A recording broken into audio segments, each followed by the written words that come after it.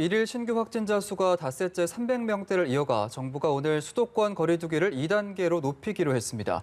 겨울철 대유행을 선제적으로 차단하기 위한 조치인데요. 네, 오늘 두 분과 함께 국내 코로나19 관련 소식들 짚어보도록 하겠습니다. 김경우 서울백병원 가정의학과 교수, 최진봉 성공회대 교수 모셨습니다. 어서 오시죠. 네, 어서 오십시오. 네, 조금 전에 저희가 정부 서울청사 연결해서 브리핑을 들어봤는데요. 일단 두 분은 어떤 부분 중점적으로 들으셨는지 먼저 좀 여쭙겠습니다. 김 교수님부터 말씀해 주시죠. 네, 우선 그동안 거리두기를 강화하는 것에 대해서도 소상공인 자영업자의 경제적인 피해를 가장 우려를 하셨는데 예. 아마 좀 어쩔 수 없는 선제적인 결정을 하신 걸로 보이고요.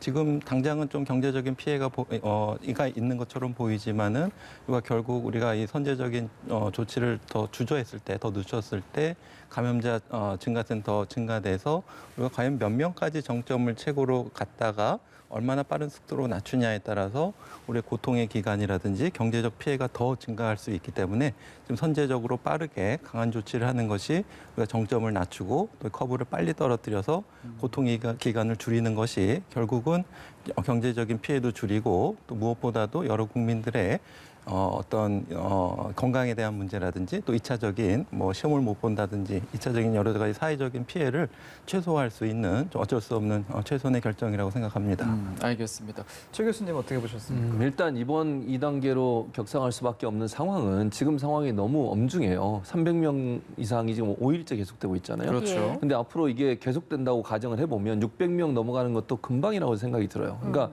방역당국 입장에서는 이 상황을 계속 방치했다가는 1.5단계로도 사실은 이미 오른 뒤에도 숫자가 줄지 않고 계속 늘고 있는 상황이고 오늘 같은 경우도 330명이 발표가 됐는데 주말임에도 불구하고 330명이란 말은 주말에는 보통 그 검사 건수가 좀 줄어들거든요. 그런데도 330명이 나왔다고 하는 말은 평일 같으면 더 많이 나왔을 확률이 있다는 거죠. 그런 차원으로 본다고 하면 선제적으로 대책을 세우지 않으면 잠깐 놓치는 그 순간에 엄청난 속도로 불어날 수 있다는 위기감이 작용했다고 봅니다. 그래서 국민의 불편이 있을 수밖에 없고 경제적으로 타격이 있을 수밖에 없는 상황에도 불구하고 이번 기회에 다시 잡지 못하면 3차 감염이 우리가 상상하지 못한 정도, 한 번도 경험해보지 못한 그 정도의 피해까지도 올 수 있다는 그런 어떤 긴박감, 이런 부분들이 결국은 불가피하게 2단계로 상향할 수밖에 없는 상황이 아니었나 이렇게 볼 수 있을 것 같습니다. 예, 결국 불가피했고 어쩔 수 없는 상황이었다라고 두 분 다 평가를 해주셨는데 이제 다시 한번 정리를 해드리면 오는 24일, 그러니까 화요일부터 수도권은 2단계, 호남권은 1.5단계로 각각 격상이 되는 겁니다. 정부가 당초에 1.5단계를 2주간 적용하기로 했었는데 예상보다 좀 서둘러서 조치를 내놨습니다. 4일 만에 2단계로 격상이 된 건데 아무래도 3차 유행이 우리가 기존에 겪었던 1차, 2차 유행보다 상황이 더 심각하다라는 평가에서 이런 조치가 나왔겠죠. 네, 그렇습니다. 그동안에는 감염 재생산 지수를 1.1 정도로 예상을 하고 우리가 2, 4주 뒤에 400명, 600명을 예상을 했는데 감염 재생산 지수가 더 커지면서 확산세가 더 빨리 증가하는 것이 목격이 됐기 때문에 우리가 개편된 거리두기 아니라고 하더라도 우리가 이것을 조금 더 수정해서 더 엄격하게 적용하는 것은 매우 선제적으로 유연하게 잘 적용한 것으로 보이고요. 예. 그동안 우리가 지속 가능한 방역 그리고 우리가 감당 가능한 위험 수준 이런 것에 대한 많은 고민이 있었는데 우리가 이제 그것을 조금 더 새로운 개편안을 적용하기에는 지금의 사태가 너무 엄중하다. 그렇기 때문에 보다 신속하게 유연하게 또 엄격하게 적용하는 방침이라고 할 수 있겠습니다. 예, 지금 강원 지역도 확산세가 있는 상황인데 강원 지역에 대한 언급은 없었거든요. 이 부분은 어떻게 보고 계십니까? 네, 아무래도 강원 권역권 지자체의 어떤 결정이라든지 또 강원도의 어떤 지역별 특정이 있기 때문에 어떤 지역 자치단체별 어떤 거리두기 강화 정책과 지자체와 권역 지자체와 상의를 해서 특성화된 방역 조치 강화 조치가 좀 필요할 것 같고요.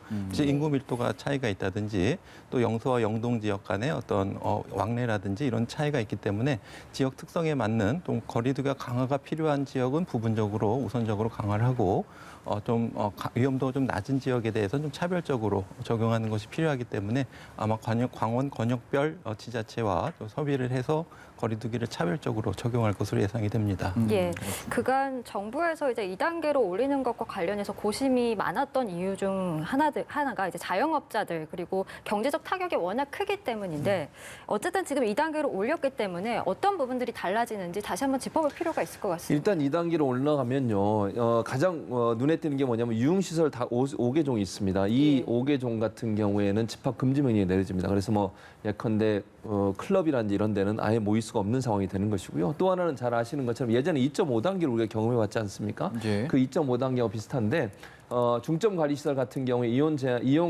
인원이 제한됐지만 2단계 되면 9시 이후에는 운영이 못하게 돼 있습니다. 식당이나 카페나 이런 데 다 아시는 것처럼 아예 운영을 못하게 돼 있고요. 모임 행사 같은 경우도 100명 이상을 금지했는데 1.5단계, 2단계 가면 100인 이상을 금지시키는. 그러니까 다른 모든 행사에서 외부든 실내든 50명, 100명이 그대로 유지되는 거라고 볼 수 있을 것 같고요. 예. 그다음에 스포츠 관람 같은 경우 관중이 1.5단계에서는 관중 30%까지 입장이 가능했는데 2단계로 가면 관중 10%로 줄어듭니다.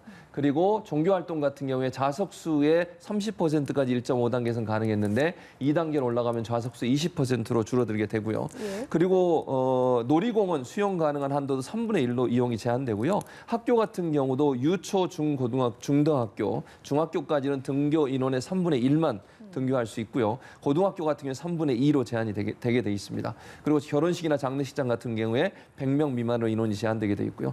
아까 말씀드린 것처럼 음식점 같은 경우 9시 이후에는 음식점 안에서 식사는 불가하고 예. 테이크아웃, 즉 포장해서 가져갈 수만 있게 돼 있고요. 카페 같은 경우도 그러니까 카페 내에서 실내에서 음식을 먹거나 음료를 마실 수 없게 되고 테이크아웃만 가능한 그런 조치가 취해지게 됩니다. 예. 특히나 이제 소상공인과 자영업자분들은 이런 내용 잘 파악하셔서 피해 입지 않도록 주의하셔야겠습니다. 특히 또 하나 걱정이 되는 건 수험생들이거든요. 지금 수험생과 관련해서도 또 변화가 되는 내용이 있습니까?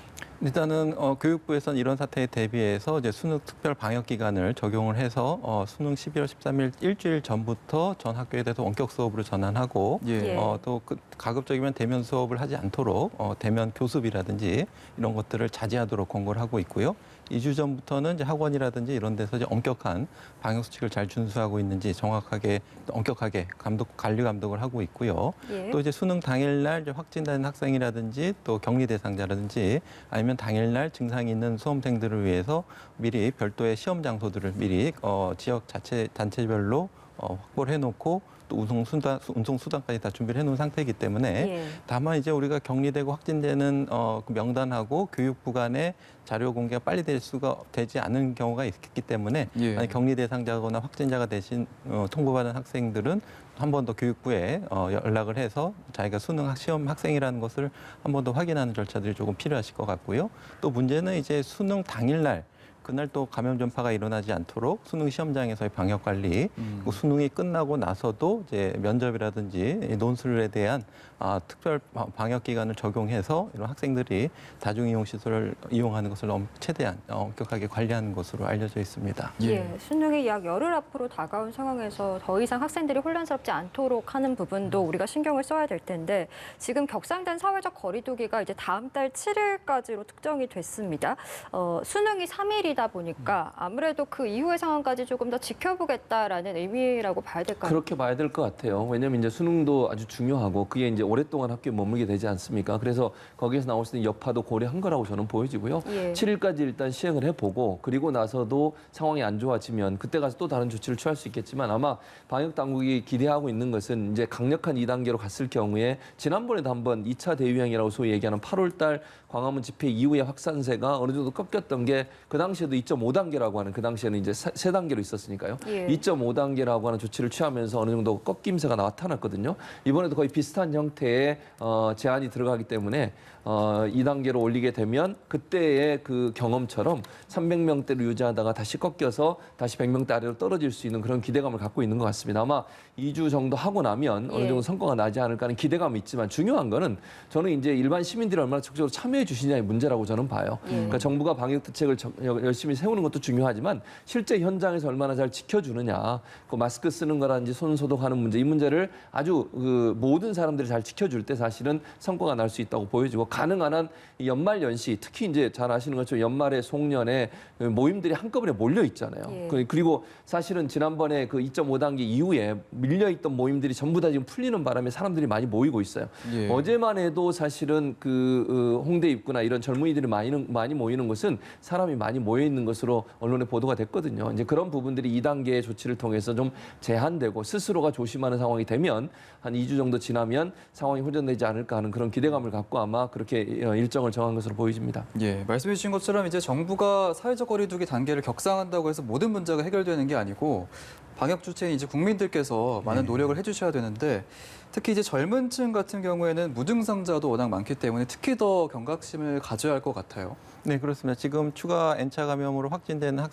분들 중에서 학생이라든지 젊은 층이 많이 확인되고 있는데요. 지적하신 것처럼 젊은 층은 무증상, 경증 환자분들이 많기 때문에 예. 지금 확진자 통계로 나오지 않는 젊은 층의 감염자 꽤 있을 것으로 생각이 되고 이러한 젊은 층 중심으로 지역사회 감염이 잔존 감염, 잠복 감염이 빠르게 진행될 것으로 예상이 되고요. 그리고 가장 걱정하는 고령층 또 기저질환자분들을 우리가 아무리 보호하려고 해도 결국 지역사회 N차 감염 또 가족을 통해서라든지 이런 고위험시설, 요양시설을 이용하는 어떤 종사자라든지 이런 분을 통해서 언제든지 고위험 집단이 감염될 수가 있고 특히 지금 문제되는 것처럼 병원과 같은 주요 의료기관이 감염이 돼서 폐쇄가 되거나 원내 환자분들이 감염이 되면 더 피해가 더 커지기 때문에 그렇죠. 지금 더 지역사회 감염을 최대한 막는 것이 필요한데 그중에서 이제 무증상 경증 환자분들에 의한 전파를 우리가 좀 더 철저하게 관리하는 것이 필요하겠습니다. 예, 알겠습니다. 저희 이제부터 확진 사례들 좀 살펴보도록 하겠습니다. 일단 경기 용인시 키즈카페 관련 집단 감염 사례 볼 건데요.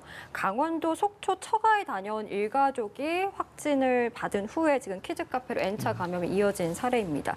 키즈카페 같은 경우에는 이제 음식 섭취도 가능하고 또 아이들이 뛰어놀다 보니까 더 위험할 수 있겠다라는 생각도 네, 드네요. 맞습니다. 지금 말씀하신 것처럼 만약 아이들이 감염이 됐거나 아니면 어떤 접촉을 통해서 감염이 됐을 가능성이 있을 때 그러면 아이들이 거기서 다른 사람과 접촉하는 면이 넓어지잖아요. 그리고 뛰어다니다 보면 마스크를 제대로 착용하기 어려워져요. 어린 아이들은 정말 잠시만 눈을 놓치면 스스로가 답답해서 벗는 경우도 있고 아니면 이 턱 밑으로 내리는 경우들이 있을 수 있거든요. 이런 부분 때문에 키즈 카페가 상당히 위험한 장소로 인식될 수 있고요. 그러다 보니까 카페를 이용한 이후에 아이들이 유치원이나 태권도장 등에서 또 N차 감염이 일어났어요. 예. 결국은 또 카페 같은 경우에 잘 아시는 것처럼 계속 음식 섭취뿐만 아니라 충분한 환기가 필수적인데 환기가 이제 날씨가 추워지면서 잘 안 하는 경우들이 많거든요. 그리고 이제 예를 들면 그 에어컨이 아니라 온풍기를 가동하게 되면 공기가 순환이 되면서 바이러스가 더 오랫동안 떠다닐 수 있는 그런 위험성도 존재하지 않겠습니까? 그러다 보니까 밀접하게 아이들이 접촉하고 마스크를 제대로 쓰는 게 상당히 어려운 상황이 되고 환기도 제대로 안 되는 이 계절의 특성상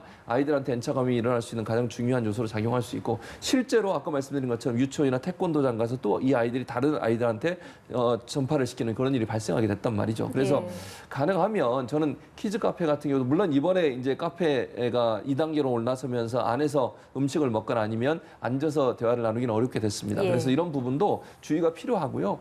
아이들 같은 경우에 특히 이제 어려움에 처할 수도 있고 어린 아이들은 또 다른 가족에게 전파될 수 있는 위험성도 있어요. 그래서 가능한 한 유치원이나 이런 데도 보내지 않는 게 좋으실 것 같고 당분간은 약 2주 동안만 격리를 좀 시키시고 가정에서 돌볼 수 있도록 하는 게 좋지 않을까 이런 생각이 듭니다. 예, 아이들 안전 확보가 굉장히 중요한데 경기 부천 같은 경우에는 한 어린이집에서 집단 감염이 발생했는데 원생과 교사들 포함해서 6명인데요.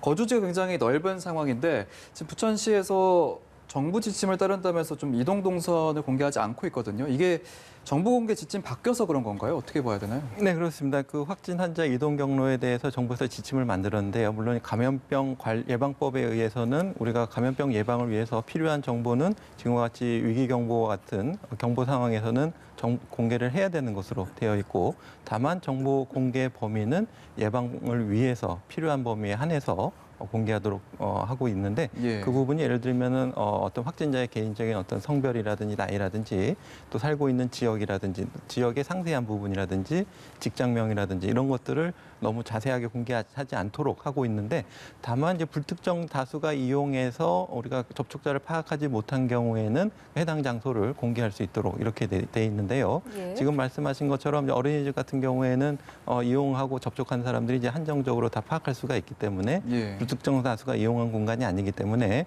굳이 그 공간을 공개할 필요는 없고요.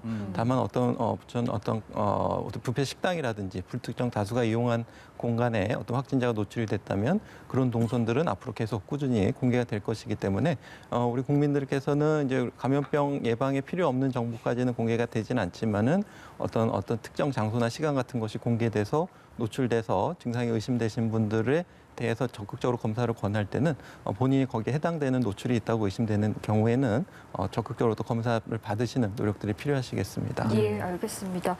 그리고 저희 제주의 상황도 보면요. 제주도는 여행객을 고리로 한 코로나19 확진이 잇따르고 있습니다. 무증상으로 입도를 했다가 이제 확진 판정을 받는 사례가 늘어나고 있는 건데 제주에는 하루에 사람이 4만 명에 이르는 사람이 오고 간다고 합니다. 그만큼 좀 세밀한 방역이 필요한 시점이 아닐까라는 생각도 드네요. 그렇습니다. 사실은 그러니까 지금 말씀하신 것처럼 증상이 없으면 제주에 들어오고 나가는 분들을 다 관리하기가 어려워요. 왜냐하면 일단 우리가 뭐 어디든 마찬가지 아니겠습니까? 어디 장소에 들어가거나 아니면 여행을 하게 되면 발열 체크하고 그리고 사실은 뭐 그 QR코드 찍고 그리고 다 들어가게 되거든요. 근데 이 무증상 상태는 이게 안 드러나잖아요. 감염이 돼 있음에도 증상이 안 나타나면 사실 발열이 안 나오게 되고 기침도 안 하게 되고 어떤 증상이 없는 상황에서 그분을 들어오지 못하게 할 수도 없어요. 그러니까 이게 사실은 좀 위험성이 남아 있는 거죠. 특히 이게 젊은 층에서는 무증상 감염이 많은 것으로 알려지고 있습니다. 지금 그리고 한참 있다가 즉 처음에는 증상이 없다가 조금 지나서 증상이 발현되면서 또 그 사람이 증상이 없는 상태에서 다른 사람을 만나서 특히 이제 고령층이라든지 아니면 기저질환 있는 분들 같은 경우에는 조그만 바이러스가 들어가도 금방 증상이 나타나거든요. 이러다 보니까 그 어디서부터 감염이 된지를 찾지 못하는 일도 벌어지게 돼요. 그래서 사실 제주 같은 경우에는 뭐 들어와서 섬 내에서 전파를 시키게 되면 그 안에 있는 모든 분들이 위험에 빠질 수 있는 위험성이 있어서 상당히 제한적이긴 하지만 이 부분을 과연 충분한지 하는 부분에 대한 고민이 들어갈 수밖에 없습니다. 그래서 단순히 그냥 그 발열 체크하고 끝날 게 아니라 혹시나 제주 안에서 발열이 되거나 아니면 나중에 증상이 나타났을 때는 즉각적으로 신고하게 하고 지난번에 원희룡 지사도 그런 얘기 했지 않습니까? 만약에 그걸 제대로 신고 안 하고 계속 돌아다니거나 아니면 뭐 해열제 먹고서 열이 안 나는 것처럼 돌아다닐 때는 모든 책임을 묻겠다. 예컨대 구상권 청구까지 하겠다고 했는데 그런 적극적인 조치를 통해서 즉각적으로 증상이 나타날 때 신고하도록 하는 그런 시스템을 만들지 않으면 제주에 들어오는 분들을 완전히 감염으로부터 완전히 차단하기는 어려운 상황이 될 수밖에 없는 상황이라고 보여집니다. 예, 알겠습니다. 이게 사회적 거리두기가 굉장히 중요한 상황에서 현실적으로 좀 잘 지켜지기 어려운 환경이 이제 아무래도 군대가 아닐까 싶은데 군대에서도 지금 집단 감염이 잇따르고 있는 상황이고 장병들은 휴가 제한 조치를 받은 상황인데 어떤 대책들이 그러면 추가로 좀 필요하다고 보시는지요? 네, 지적하신 것처럼 한두 분이라도 감염자가 생기면 특히 이제 젊은 층이 많기 때문에 무증상 경증 환자로 발생할 가능성이 많고 감염의 조기에 인지되기 굉장히 어려운 환경이 될 수가 있겠습니다. 그래서 지금 사례를 보게 되면은 한 명의 확인자를 확인했을 때는 이미 군 부대 내에 상당한 N차 감염이 전파된 사례도 있기 때문에 그동안 방역 당국과 국방부에서는 이제 부대 내 감염을 최소화하기 위해서 뭐 입영장병에 대한 전수 검사라든지 또 이렇게 감염병 위험 단계에 올라갈 때는 외출 휴가에 대한 제한이라든지 또 지금 같은 경우에는 어떤 회식 모임 자제라든지 특히 이제 출퇴근하는 간부에 대해서는 숙소 대기 명령이라든지 이렇게 해서 좀 적극적으로 군부대는 좀 선제적으로 더 방역 조치를 강화하는 노력들이 어느 집단보다 조금 더 중요할 수가 있겠는데요. 이제 이렇게 군부대처럼 취약시설, 교정시설이라든지 이런 데서는 조금 더 선제적으로 또 적극적인 방역 조치가 좀 필요한 부분이 될 수 있겠습니다. 예, 코로나19의 3차 유행이 본격화되고 있고 엄중한 상황입니다만 반가운 소식도 있습니다. 저희 치료제 이야기를 좀 해보려고 하는데 셀트리온의 항체 치료제 그리고 GC 녹십자의 혈장 치료제가 이르면 연내에 사용 승인을 받고 내년 초에 공급에 들어갈 예정이다라는 조사가 있었습니다. 코로나19의 치명률을 좀 현저히 낮추는데 그래도 기여를 할 것으로 보이는데 진행 중인 임상의 성과는 어떻다라고 지금 평가하고 계신지요? 네, 지금 이렇게 공개적으로 좀 자료들이 아직은 많이 발표되지는 않고 있지만 일단 최소한 일상 실험을 통해서는 효과성과 안전성을 어느 정도 지금 기대할 수 있을 것 같고요. 지금 아직 이상 임상 시험이 진행 중에 있는데요. 일단은 아직까지는 해외도 그렇지만은 이 항체 치료제가 중증의 어떤 호흡곤란이라든지 장기 손상이 진행된 환자에 대해서는 효과가 좀 떨어지는 것으로 알려져 있습니다. 그래서 아직 중증으로 진행 환자에 대한 효과는 보이고 있지는 않지만 초기에 어떤 경증 환자에게 투여했을 때 그렇지 않은 환자분에 비해서 바이러스 배출 기간을 줄이고 바이러스량을 줄였다는 보고들이 있기 때문에 아마 우리나라 이제 항체 치료제도 임상을 통해서 좀 긍정적인 소식을 좀 기대해 볼 수가 있겠는데 예. 아직은 조금 더 임상이 조금 더 진행되고 결과가 나와봐야지 알 수 있을 것 같습니다. 예.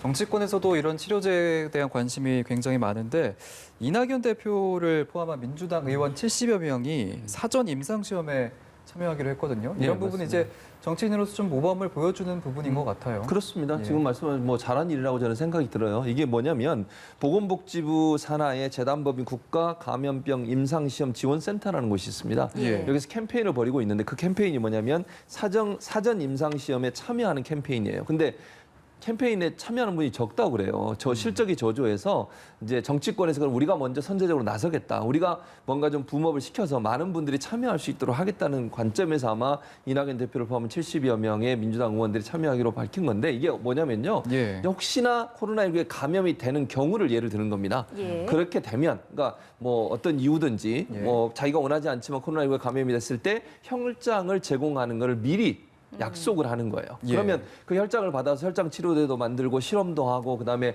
코로나19를 분석하는 데 도움이 되지 않겠습니까? 예. 그래서 혹시나 내가 코로나19에 감염이 된다고 하면 내가 감염된 이후에 혈장을 내가 제공하겠다라고 약속을 미리 하는 겁니다. 그래서 이 캠페인을 통해서 많은 사람이 혈장 공유를 해주면 혈장 치료제 개발에 엄청난 도움이 되겠죠. 왜냐하면 예. 그 혈장을 가지고 치료제를 만드는 거 아니겠습니까?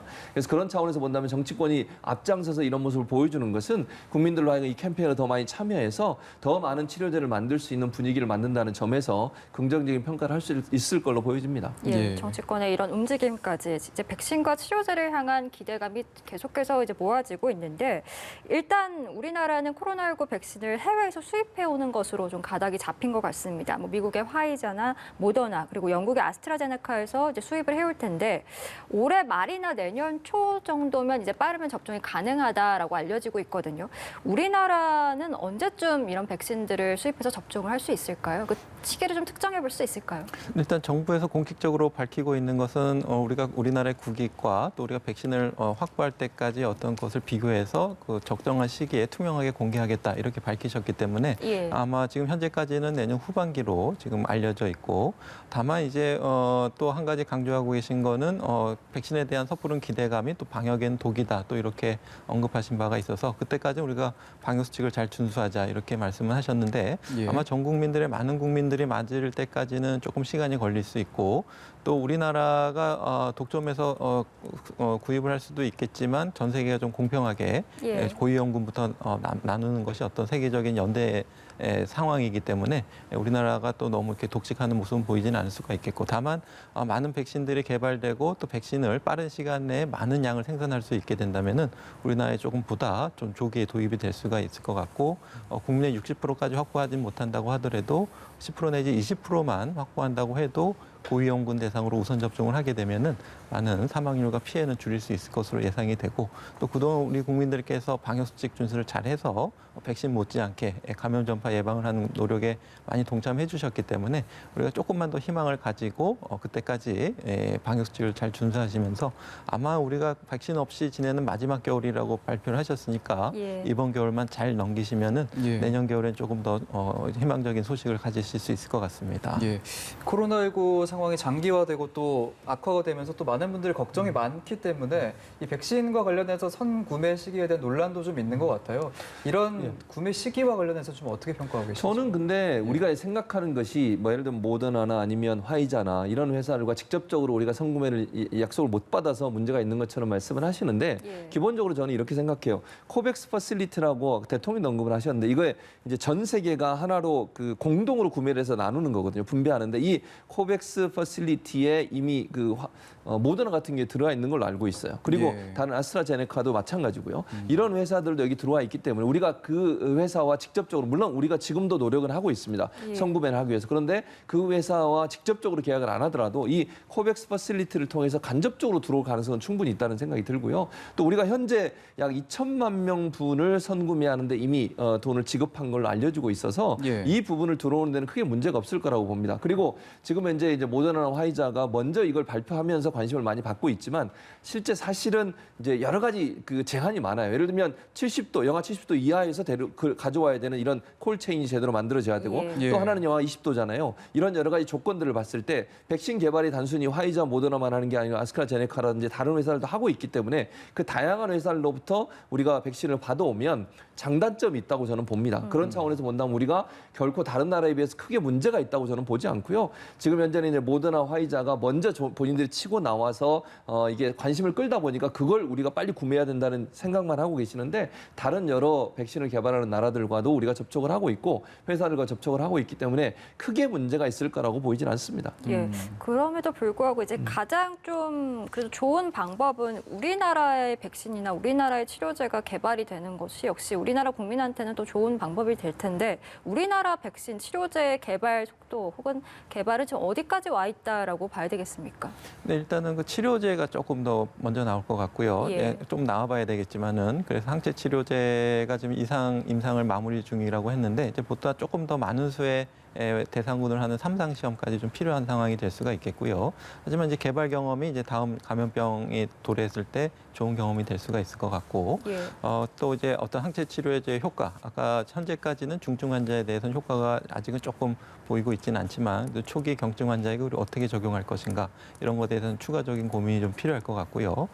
그다음에 어떤 백신 같은 경우에도 지금 현재 이제 임상 연구가 진행 중인데 아직까지는 이제 해외처럼 이제 활발하게 빠르게 진행되고 있지는 않는 것 같아서 최종 임상 시험이 이제 한 2년 후로 지금 알려져 있는데 예. 그래도 일단 이 개발 경험 자체가 다음에 어떤 신종 감염병이 나왔을 때 우리나라가 백신을 자체적으로 확보할 수 있는 그런 좋은 경험이 될 수 있을 것으로 기대가 되고요. 우리가 자체적으로 개발하지 못한다고 해도 우리나라의 어떤 백신 생산 기술은 세계적으로 인정을 받았기 때문에 어떤 백신 심사위원으로 참여한다든지 우리나라에서 이제 공장에서 백신을 위탁 생산할 정도로 백신을 안전하게 대량을 생산할 수 있는 능력을 갖추고 있기 때문에 결국은 이제 우리가 이제 어느 정도 기술력을 가지고 있으면은 신약을 개발하지 않더라도 기존의 백신들을 많이 생산해서 우리나라 국민도 좀 많이 맞을 수가 있을 것 같고 예. 또 이제 백신의 종류에 따라서 가격도 많이 다른데 아마도 이제 전 세계가 공평하게 맞기 위해서는 저소득 국가나 중소득 국가에 맞는 백신이 있을 것 같고 또 이제 콜드 체인이 갖춰져야 되는 조금 우리나라 같은 데서 또 맞는 게 유일한 백신도 있을 수가 있기 때문에 예.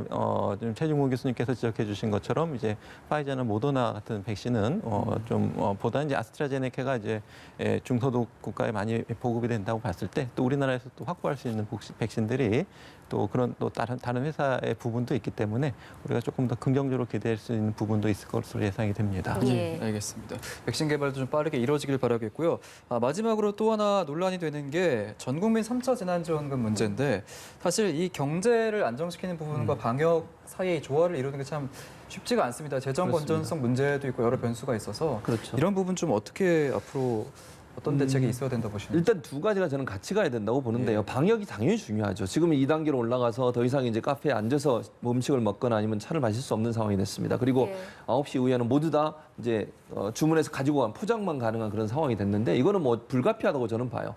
이 뭐 2주 동안 그렇게 하는 것이고 다만 그 이후에 그러면 경제를 위해서 어떻게 할 거냐 하는 부분에 대해서 3차 재난지원금이 좀 논의가 되고 있는 건데 예. 저는 1차, 2차를 우리가 겪었지 않습니까? 근데 예. 실제 성과를 보면 1차로 재난지원금이 나간 거는 모든 국민한테 동일하게 지급을 해야 돼 대신 지역화표로 지급을 했습니다. 예. 그래서 자기가 사는 지역 이외에 다른 데서 사용은 못해요. 예. 그리고 반드시 거기서 사용해야 되는데 그러다 보니까 실제 그 지역의 지역 그 상권 소위 예를 들면 소상공인 자영업자들이 도움을 받았습니다. 그런데 2차 재난지원금 같은 경우는 돈으로 필요한 사람들한테 그냥 일부 부분한테 지급하다 보니까 이 돈이 그냥 실제 경제를 움직이거나 살리는데 제한적으로 사용될 수밖에 없어요. 예를 들면 뭐 자영업자들이 받으셔가지고 그 그냥 월세 내고 끝나버렸어요. 그러면 재생산이 안 되는 거 아니겠습니까? 예를 들면 예. 물건을 파는 사람이 더 많이 팔아서 그 돈으로 새로운 또 물건을 가져오고 이게 계속 선순환이 돼야 되는데 선순환이 되는데 한계가 있을 수밖에 없습니다. 돈을 한 번에 얼마를 주는 거, 100만 원 주는 걸로 끝나버리면. 예. 그래서 지금 이재명 지사가 주장하는 것처럼 저는 3차 재난지원금을 하게 된다고 하면 예. 물론 방역이 우선이고요. 그렇다면 1차처럼 해야 된다. 그래야만 경제가 선순환 구조가 형성이 되면서 경제 기반이 살아날 수 있는 기회가 되지 누구에게 얼마씩 현금으로 주는 것으로 끝나버리면 일회성 지급에 끝나버려서 실제 경제에 도우면 내수 성장에 도우면 한계가 있을 수밖에 없다. 그래서 저는 만약에 3차 재난지원금을 지급하게 되면 1차와 동일한 방식으로 하는 게 더 효율적이다 이렇게 생각을 합니다. 예, 예. 가장 효율적으로 지원하는 그 방식에 대한 것도 좀 고심을 해봐야 되는 시기인 것 같습니다. 저희 오늘 두 분과 함께 코로나19 소식 짚어봤습니다. 김경우 서울백병원 가정의학과 교수 그리고 최진봉 성공회대 교수 수고해 주셨습니다. 고맙습니다. 고맙습니다. 감사합니다.